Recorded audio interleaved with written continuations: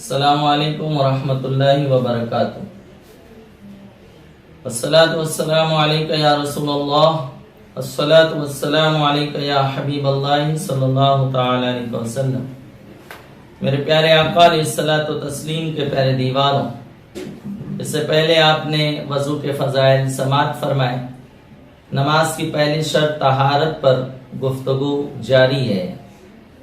آج وضو کے احکام و مسائل میں وضو کا سنت طریقہ، وضو کے فرائض، وضو کے مکروہات اور وضو توڑنے والی چیزیں، ان میں سے انشاءاللہ رفتہ رفتہ سلسلہ وار گفتگو ہم سماعت کریں گے۔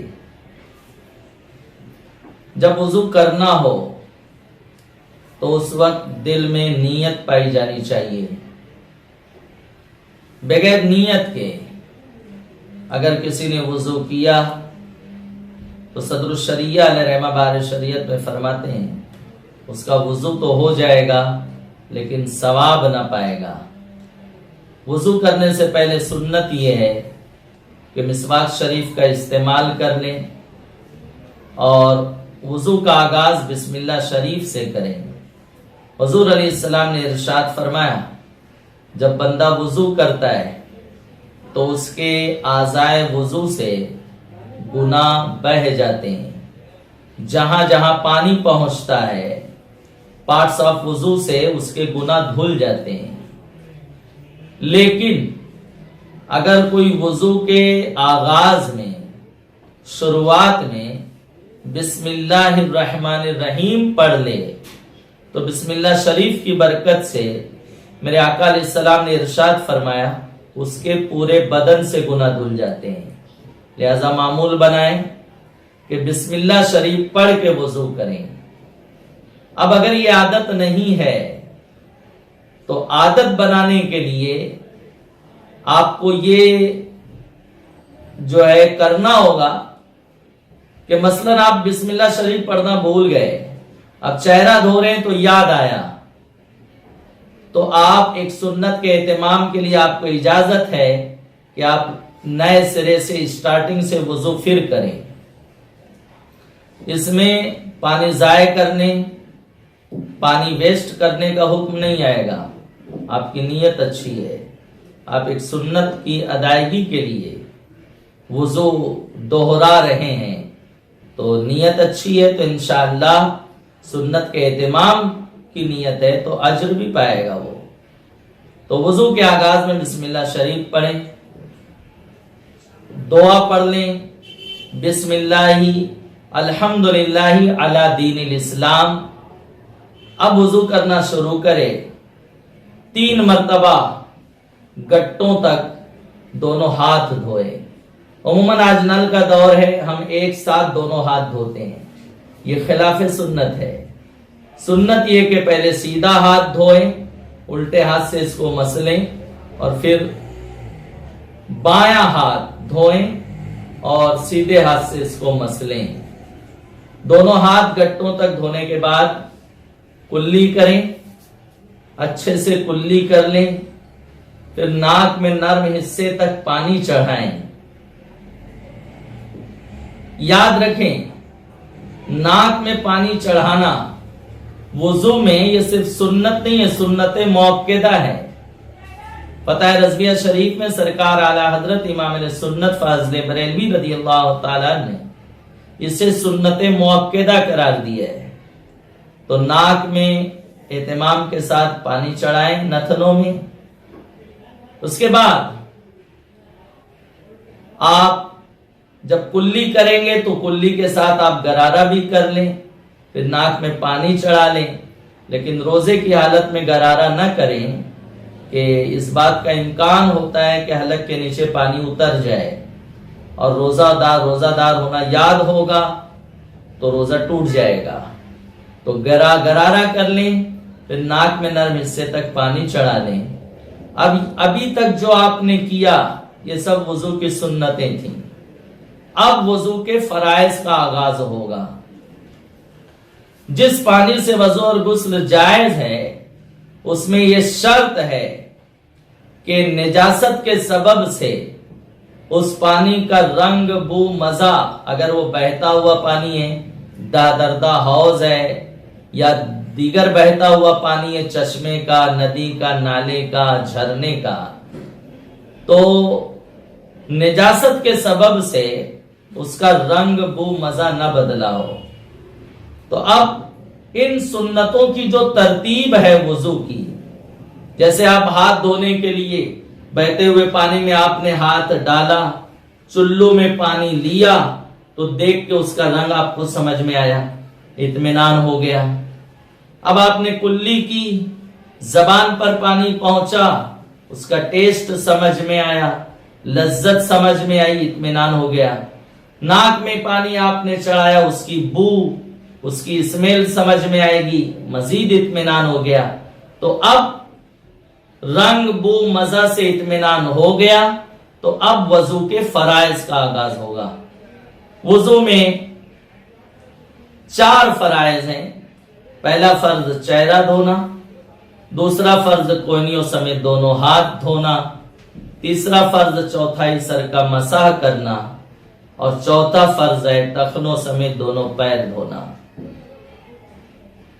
پہلا فرض چہرہ دھونا، تو چہرہ کہاں سے کہاں تک ہے، اس کی حد کیا ہے؟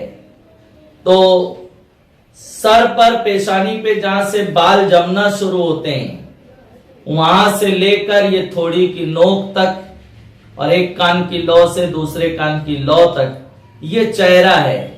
اس کو اچھے سے دھولا جائے، اور جہاں بھی دھلنا فرمایا، تو دھلنے کی تعریف یہ ہے، دھلنے کی ڈیفینیشن یہ ہے کہ ایک عضو سے پانی بہتا ہوا دوسرے عضو پہ چلا جائے، ایک حصے سے پانی گزرتا ہوا دوسرے حصے پر چلا جائے، اس کو کہیں گے بہنا۔ اب کتنا پانی بہانا فرض ہے؟ تو ہر بال پر کم سے کم 2 بوند پانی بہانا فرض ہے۔ اگر کسی بال پر 1 بوند بہا یا آدھا بوند بہا تو وضو نہیں ہوگا۔ غسل میں ایسی غلطی ہوئی تو غسل نہیں ہوگا۔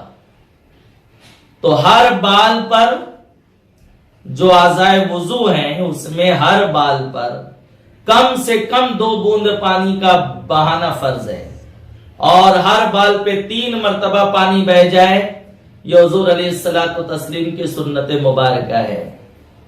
تو اس طرح سے چہرہ دھلیں گے۔ اب چہرہ دھلنے میں اس بات کا خیال رکھیں کہ عوام سمجھتی ہے 3 مرتبہ دھلنے سے لوگوں نے 3 چلو مراد لیا ہے، ایسے ایسے پانی ڈال لیا 3 مرتبہ۔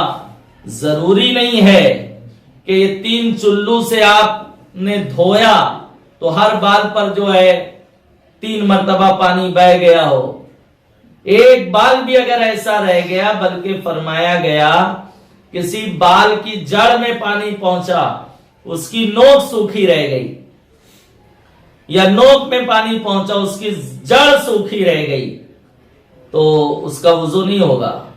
غسل میں ہوا تو اس کا غسل نہیں ہوگا۔ تو 3 چلو سے مراد، 3 مرتبہ دھلنے سے مراد 3 چلو نہیں ہے، بلکہ 3 مرتبہ دھلنے سے مراد یہ ہے کہ ہر بال پر 3 مرتبہ پانی بہ جائے۔ خاص طور سے جو متشرع ہوتے ہیں، اللہ کا فضل ہوتا ہے، داڑھی رکھتے ہیں، چہرے پر سنتوں کی بہاریں ہیں، تو اگر داڑھی گھنی ہے تو انہیں زیادہ احتیاط کی ضرورت ہے۔ جس کی داڑھی گھنی ہوگی اسے بالوں پر پانی بہانا فرض ہوگا، اور جس کی داڑھی گھنی نہیں ہے، جلد اسکین بالوں کے درمیان سے نظر آتی ہے، تو اسے پھر کھال پر، چمڑی پر پانی بہانا فرض ہوگا۔ اور اگر کچھ ایسے رہتے ہیں کہ بیچ میں داڑھی گھنی رہتی ہے، دائیں بائیں ہلکی رہتی ہے، تو جہاں ہلکی ہے چمڑی نظر آتی ہے، وہاں چمڑی پر، کھال پر پانی بہانا فرض ہوگا، اور جہاں گھنی ہوگی وہاں بالوں پر پانی بہانا فرض ہوگا۔ دوسرا فرض کوہنیوں سمیت دونوں ہاتھوں کا دھونا۔ دونوں ہاتھ اس طرح سے دھلیں گے.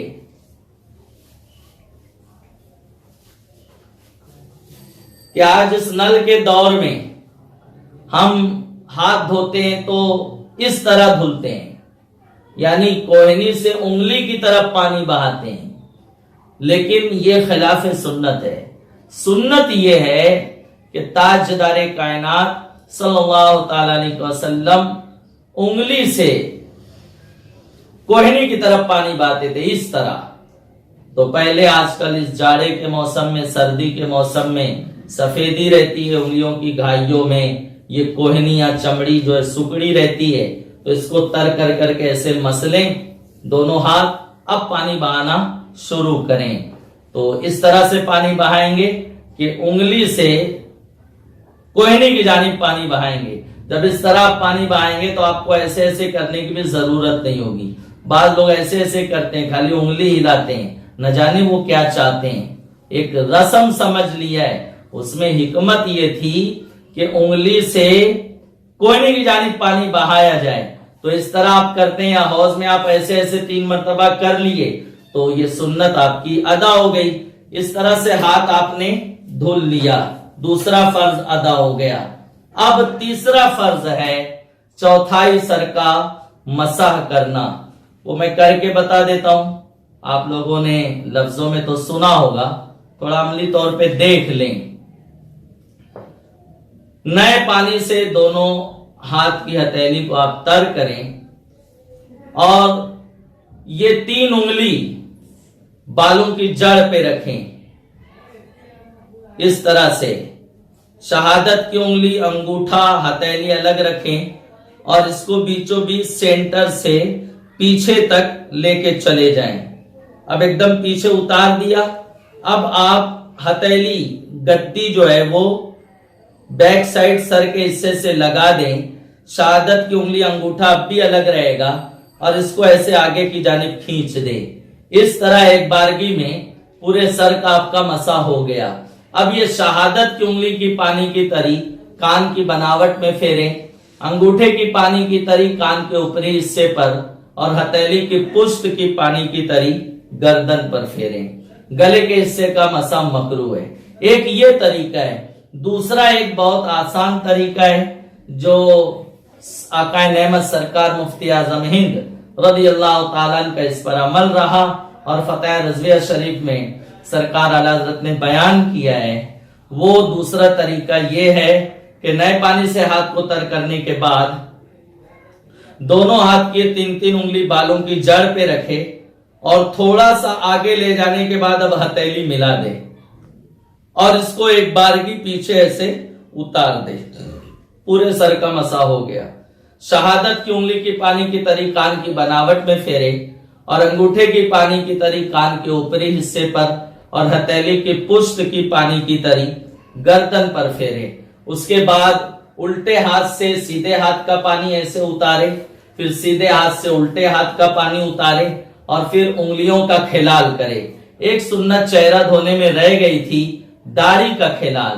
جب آپ چہرہ دھو کے فارغ ہوں گے تو سیدھے ہاتھ کی انگلی گلے کی جانب سے داڑھی میں داخل کر کے ایسے منہ کی جانب نکالنا، یہ بھی آقا علیہ السلام کی سنت ہے.